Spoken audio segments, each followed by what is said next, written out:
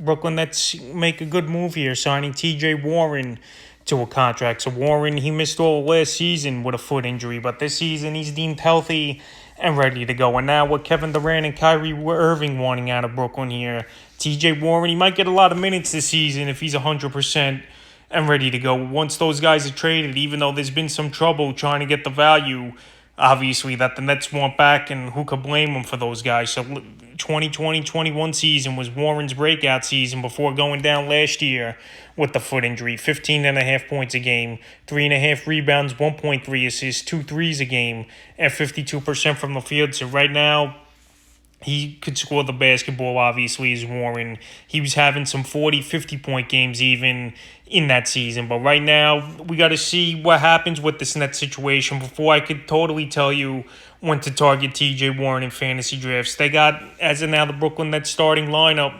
You got Ben Simmons, you got Irvin in there.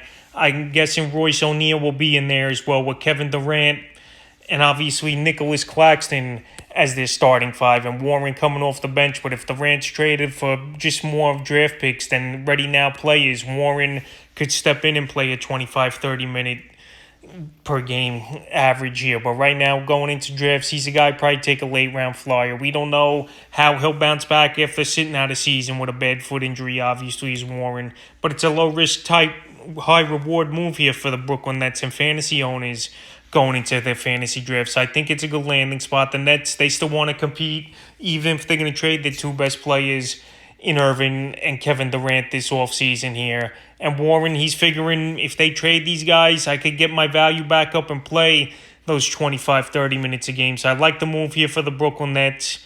And we'll see if T.J. Warren could come back healthy and help this net team and fantasy owners enter in the 22-23 NBA and fantasy basketball season.